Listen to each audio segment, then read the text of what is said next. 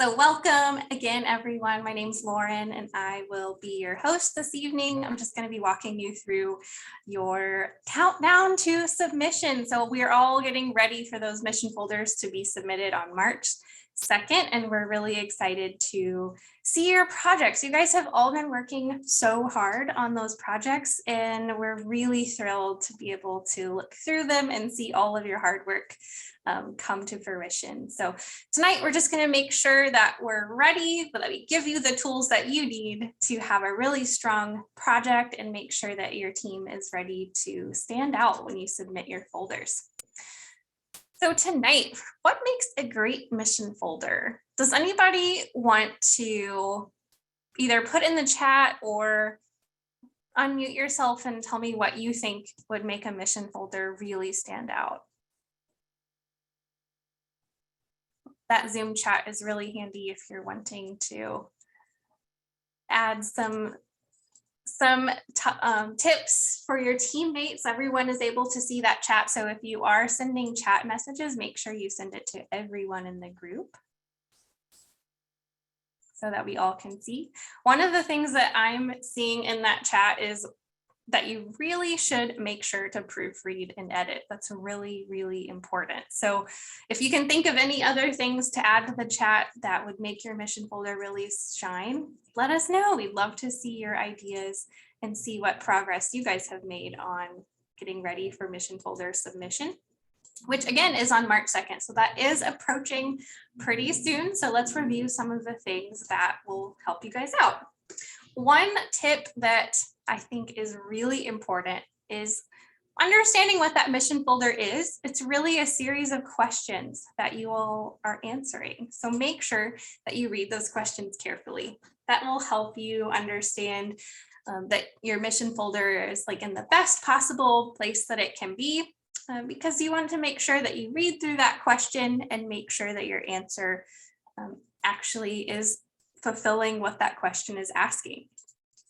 So one tip for that is if you actually go onto our website and you log in as a student, if you click on the little help link under each question in your mission folder, you can see a little a little text box pop up, and it'll actually explain each question in further detail. So if a question doesn't really make sense, you can always hover your mouse or click on that little help link under the question for more info.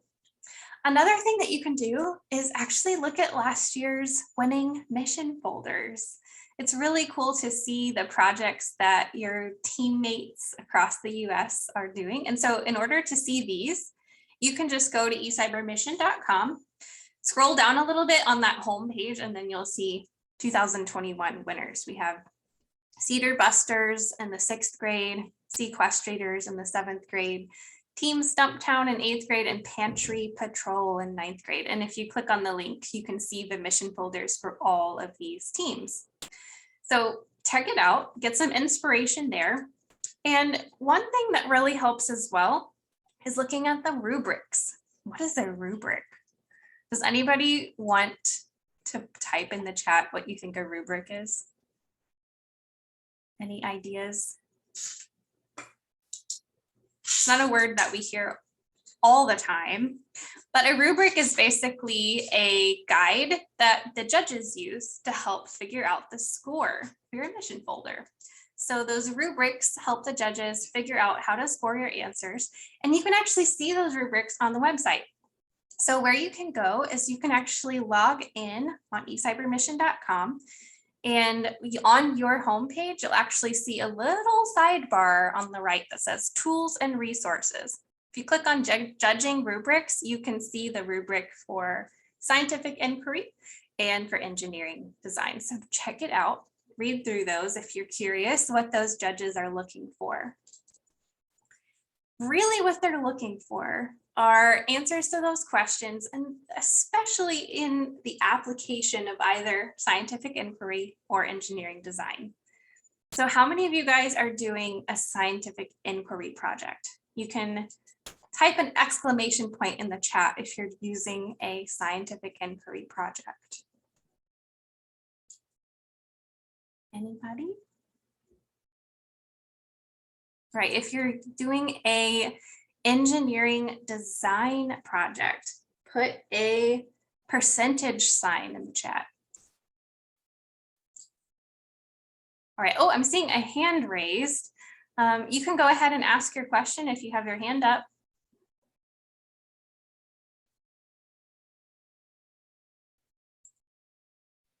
Sorry, I meant to say we are doing the inquiry. I didn't know how to type the other. Oh, you're I think good. you said it. No worries. Wonderful. Well, I'm seeing a lot of percent signs in the chat tonight. So it looks like the majority of our students who are signed on for the chat this evening are engineering design. You can actually see the engineering design rubric on that website. So check it out for sure.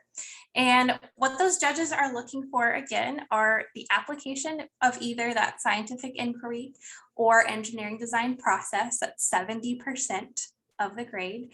And then they're also looking at the benefit to the community.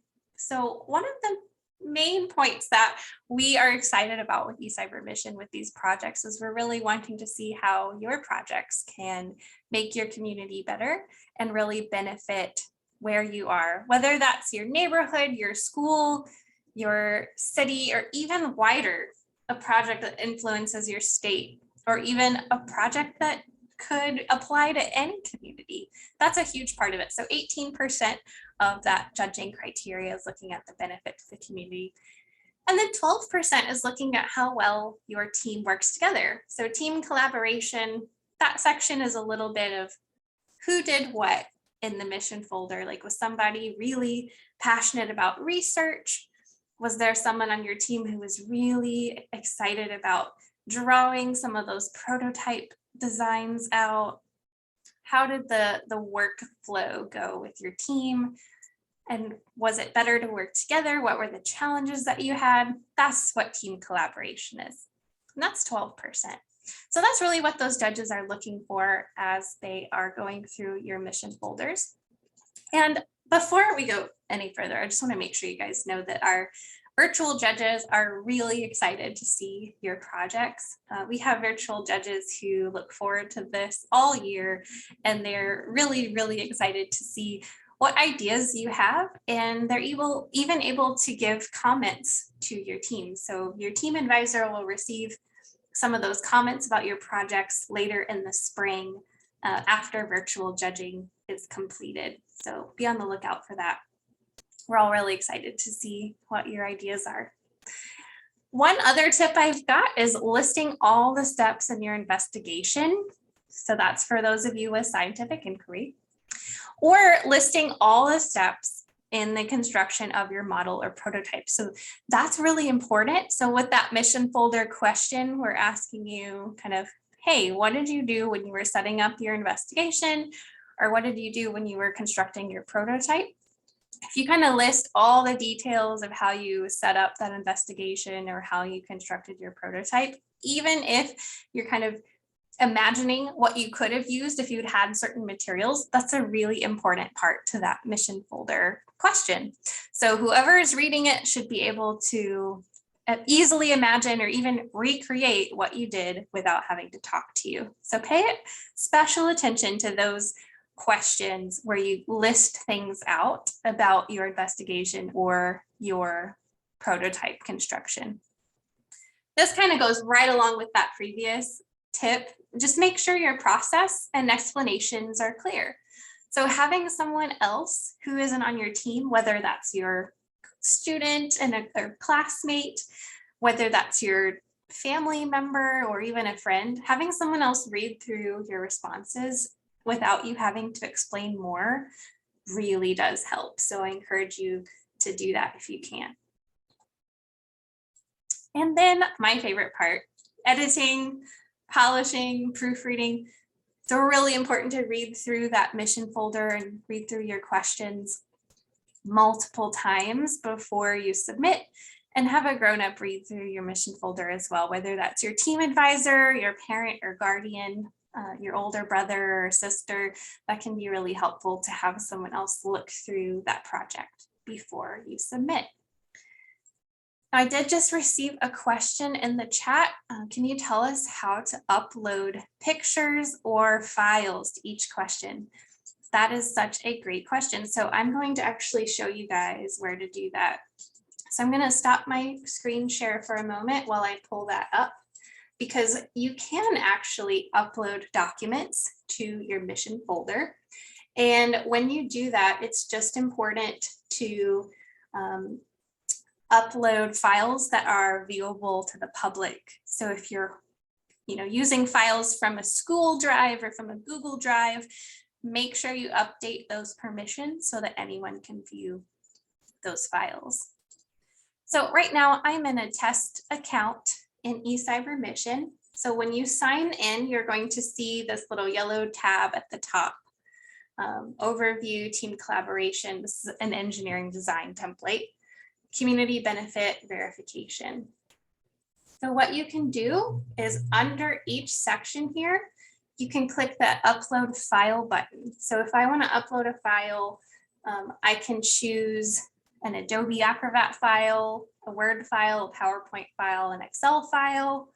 And for images specifically, you can do a GIF or JPEG. You can also do web pages, so HTML or HTML.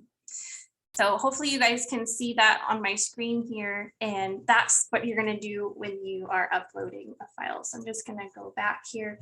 Under each section, there's that chance to upload the file. So just make sure that you upload the file in the correct section. So whether that's team collaboration, engineering design, or community benefit. And then again, make sure that you go through and make sure that those files are viewable from anybody. So I hope that helps a little bit. Those files, I will say, are not required. So if you want to include pictures or PowerPoint slides, you are welcome to use that upload option. But if you don't have anything to upload, that's okay too. It's not a requirement, it's just an option. So I got another question. We are making a presentation with a slideshow. Does a separate document from the mission folder, is that a good idea? Yeah, I've seen a lot of mission folders that have a separate document, usually a PowerPoint. So that is perfectly fine. You are welcome to use that PowerPoint presentation. Just make sure that you upload it and make it viewable for anyone. We do recommend answering those questions if you can, but if all those questions are addressed in the PowerPoint, you can also say, hey, view in the attached file. That would work too. All right, I'm seeing another question. If you're doing many experiments, do you have to put the results in and explain all the experiments you did in the mission folder? Yes, so if you do experiments, including even repetitions of experiments, you do need to have those results in there and any data that you have to accompany that experiment. And it's really important to explain the experiments. So yeah, you would need to type up, hey, these are the materials we used for the experiments. This is how we set it up. This is what we did to run the experiment. This is the data that we gathered, and kind of explain it that way. So that is very important. And another question, what if a student did an experiment with a human test subject and forgot to get permission? Should they start over? That's a really important question. So that actually brings me to my next slide, IRB forms and risk assessment forms. They really do need to be complete before you begin testing. So if you were doing an experiment with a human test subject, they would need to sign that permission form before testing begins. Those forms are also easy to find. They are on the website when you sign in. So the risk assessment form is required for all teams, no matter what. That's just making sure that your experiment or your project is safe. So all teams are required to fill that out. And those IRB forms are required for teams who are doing research on humans. So even if you're doing a survey, you need an IRB form. Another question here. Additionally, if a student group did get permission and did a survey, Do they need to have the medical section filled out? Yes, so all parts of the IRB forms need to be filled out. So that includes a team advisor, that includes a school administrator, and a medical professional. So that could be a school nurse or your family practice person. All of those IRB forms need a date and a signature. Another question, we are creating an app. Do we need to code the app, or can we still get the same amount of points with mockups and sample coding? Great question. So if you're creating an app, and even if you haven't created all of the code yet, you can still get the same amount of points for your project if you have mockups and samples. We just really want you to answer those questions in those mission folders, and you shouldn't get points docked as long as those questions are fully answered in the folder. Another question, will we lose points if proper testing isn't done due to time constraints? So no, as long as you explain in your mission folder, kind of, hey, we didn't have time to do this, but if we did, we would make sure to do and then list your process. Just make sure those questions are fully answered, even if you're using kind of a hypothesis or a theory of how it would go. If you're not able to do everything due to time constraints, that's okay. So those risk assessments and those IRB forms are really important. The risk assessment, again, is required for everybody. Those IRB forms are required for teams who are gathering research from humans or testing on animals with backbones. You can find that when you sign in under Manage Mission folder. It's right under the Student Help Center in purple. You can see the IRB review and approval, and the risk assessment form are right there. Another question, are points taken off for not having a prototype? No, so points are not taken off if you don't have a prototype. Again, you can just answer those questions, imagining what materials you would need, letting us know how you would test the prototype if you built it, things like that. So just make sure those questions are fully answered. You don't have to worry about it if you didn't get around to actually building something physical. Let's see, another question. We are doing one main experiment and the other ones are just side ones. How do we put that in the mission folder? So I would just list the primary experiment, list all of the things you're doing on that one, and any other side experiments, explain how they're related to that main experiment. So it's all about just kind of writing it up, listing the materials that you use, and then explaining how they relate to each other. Great question. All right. We do have a really special guest on this evening, and I want to make sure that we get a chance to ask some questions to our CyberGuide Aisha tonight. So I'd like to invite Aisha to tell us a little bit about any experiences that you've had working on a group project, even at school or maybe in your job, and tell us what you do. Hi, everybody. As Laura mentioned, my name is Aisha. I'm really excited to get to be here with you guys this evening. I think this is a really awesome challenge, and I'm thrilled that there's so many students participating and joining this evening. I am a scientist and I work at St. Jude Children's Research Hospital. You might have seen it on TV commercials or we have a lot of advertisements in restaurants and things like that. And the research that I do focuses on how human bodies respond to infection, such as influenza or COVID-19, for example. And I do a lot of group projects. I also have independent projects that I work on.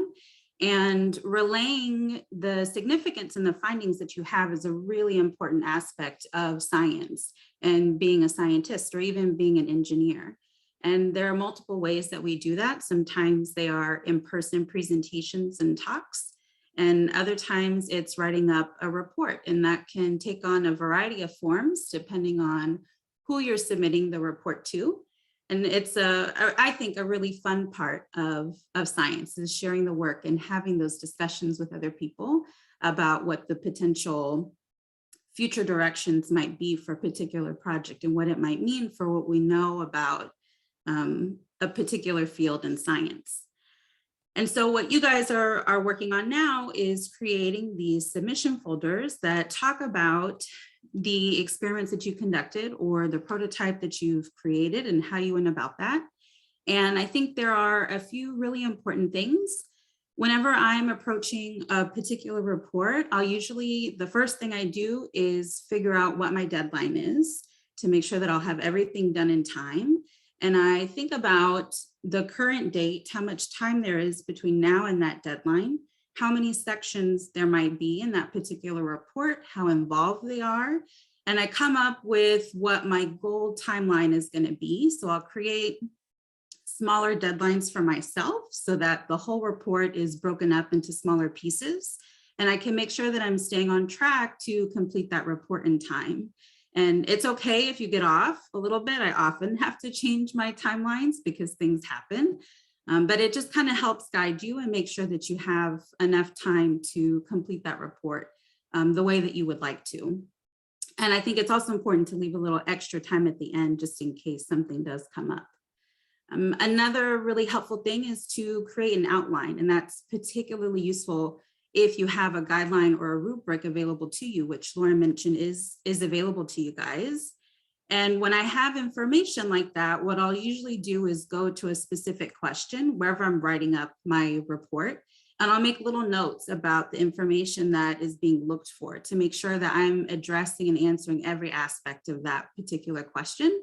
So they're just helpful little reminders for yourself to make sure you are answering the question as completely as you possibly can. The next thing is just writing it. Sometimes whenever you're writing, it's also helpful to just talk your ideas out with someone to make sure that the way that you're explaining your ideas and your concepts make sense. And these can be really, really fun discussions. We've had often, 1.5, 2 hour just random conversations about science and data, and they're really fun and really exciting. And so it can be anyone. In fact, I often like to talk to friends or family that are not scientists to make sure that the way that I'm explaining everything makes sense to anyone, regardless of their background. After writing it, I'll usually proofread whatever it is that I wrote to make sure that it has all the information that I wanted, and that I didn't make a typo or actually make a mistake somewhere, put in the wrong figure. Sometimes it also helps to step away from your writing for a little bit, just to have a fresh look at it. And so if you feel like you need a break, definitely take a break. It's also really helpful to share the writing with friends. It could be your parents or a cousin, family friend, anybody, to, again, just make sure that your explanations are clear. And then you can go back and modify based on those suggestions that you get and then submit it. And just some general notes I have based on some of the questions we were receiving.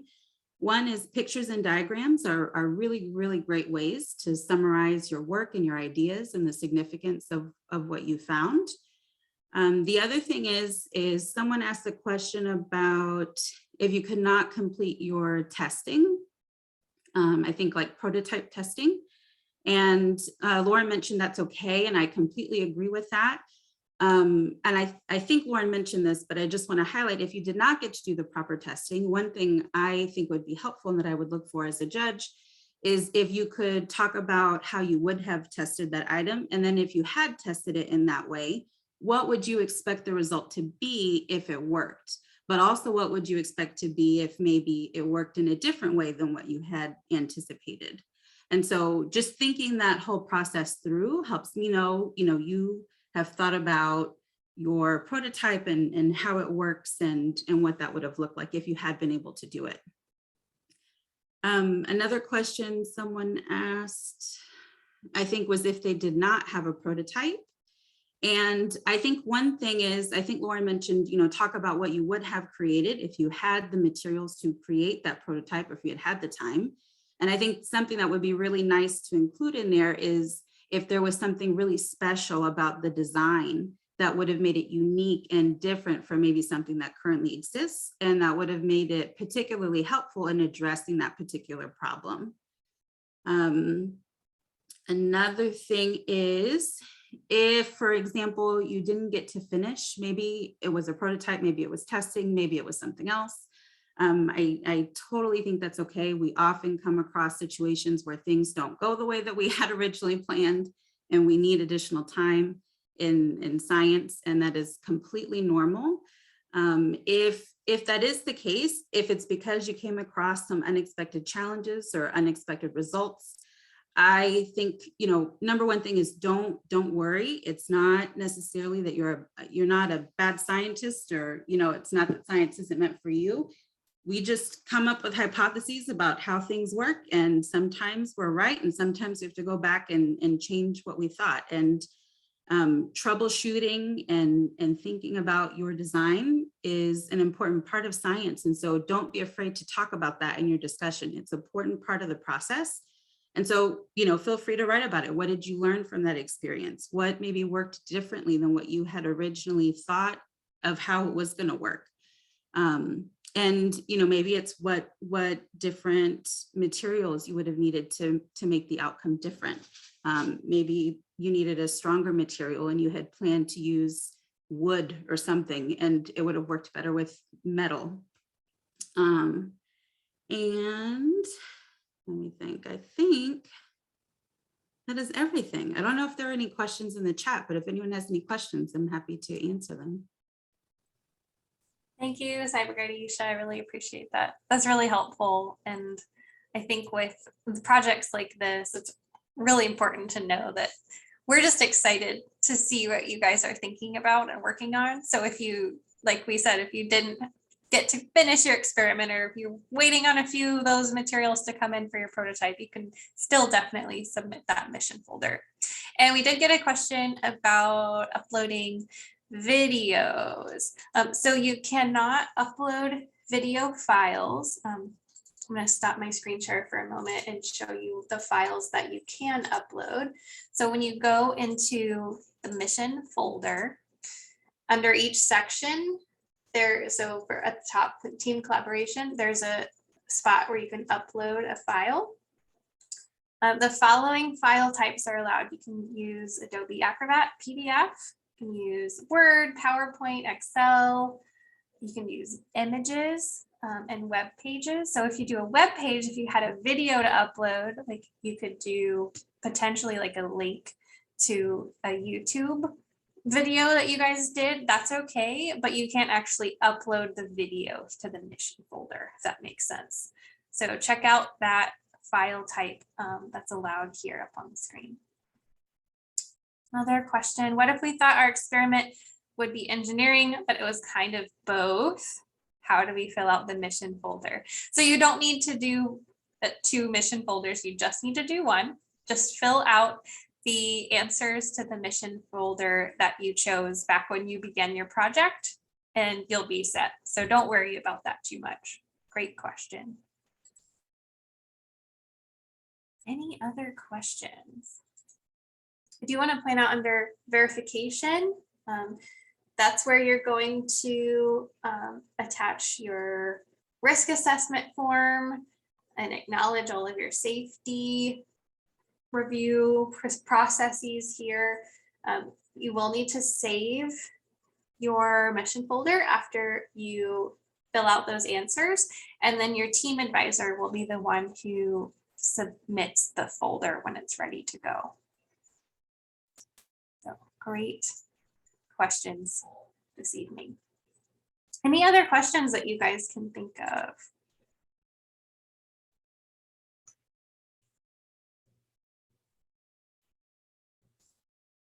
I'm sure you have some.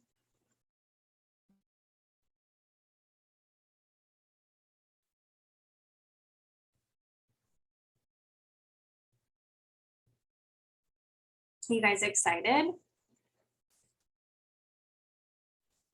I'm very excited to see all of your projects. So thank you for all of the hard work that you've been doing this whole time. We know that it's been busy, and just remember to not wait to upload your additional files until the day of mission folder submission. Try to get those done ahead of time. So you can upload any additional files even right now if you wanted to. Just make sure to save it, the progress that you make. But if you probably shouldn't wait till the day of mission folder submission to upload any additional files. And again, it's not required that you have those additional files. It's just an option. You're welcome to upload if you like, but try to do it ahead of time. One question, will students get written feedback from the virtual judges? Yes, so teams will receive feedback from virtual judges. Those comments, we call them, are sent to the team advisor following virtual judging. So we expect those to be sent to teams sometime between May and June. So it's going to be a little bit after virtual judging, but you will get to see those written comments from the judges. How do we access the recording of the meeting? That's actually on our YouTube channel. So all CyberGuide live chats are recorded and uploaded to the eCYBERMISSION YouTube channel. If you want to search for it, it's under eCYBERMISSION team. And there's actually a whole playlist for CyberGuide live chats. So check it out. We have some really awesome chats this year from amazing special guests and amazing cyber guides. So be sure to check those out if you're looking for some inspiration.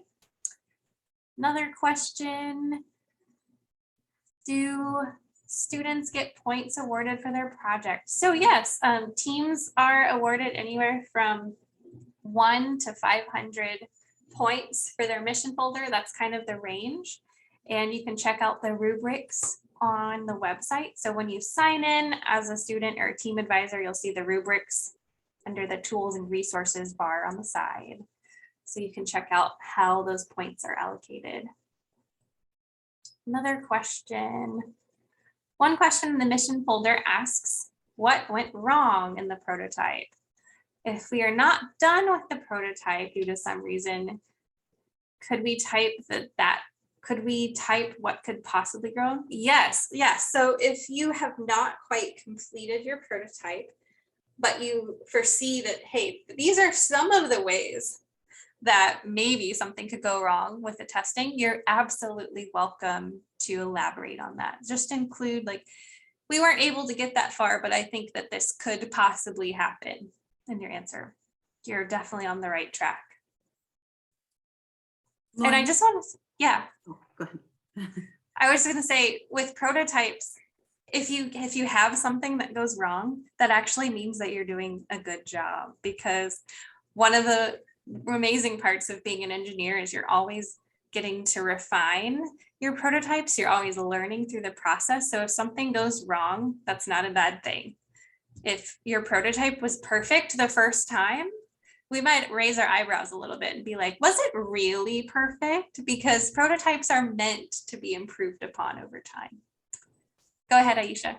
I was actually just going to say what Catherine just said, which was to include how you might fix it. And that's something that we actually, when we submit applications to get funding or money to conduct science, one of the sections that we have to include is alternative approaches. And that's basically anticipating what might go wrong or what might not work out the way we had hoped, and how we would go about it to basically take an alternative approach to still answer our question, or how you might fix that problem. Yeah, that's awesome. Thank you for including that, because that is important to see what could possibly go wrong and then foresee solutions to that problem. Love that. Great questions, everybody. If you have any more, we still have about, about just under 20 minutes remaining if you guys have more questions.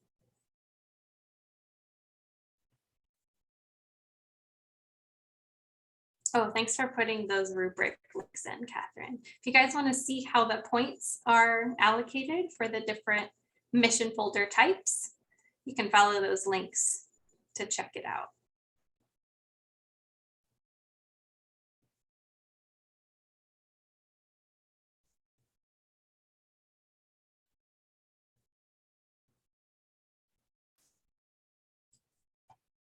I think the coolest part of the eCYBERMISSION projects that you guys do is that really we're all just here to make our communities better and to fix problems or answer questions that we see around us that affect us, our classmates, our neighbors. So it's really wonderful to get to see your ideas come in. And I encourage you not to get worried about that March 2nd submission deadline. Just answer those mission folder questions as best you can. Like you said, Aisha, if you can't include everything or you can't even test everything yet, just list what you would expect to see happen, how you might want to fix potential problems, and that's just fine with us. So we're just really excited to get to see the work that you guys have been doing for the past couple of months. Does anybody want to type into the chat what specific community problem your team is working on?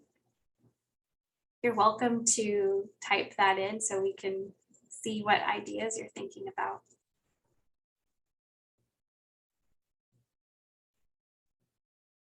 Ooh, pollution control related to climate change and global warming. Yes, that is a huge problem. So I'm glad that your team is addressing it. There have been a lot of teams that I've talked to in the past few weeks that have been thinking about better ways to recycle or better ways to clean pollution out of water. So that's a wonderful topic to investigate. Anybody else want to put in the chat what they're working on? Ooh, biodegradable 6-pack ring. That is a cool project for sure. So looking for ways to reduce plastic in the environment. That's super important. Love that. Those are really cool projects, y'all.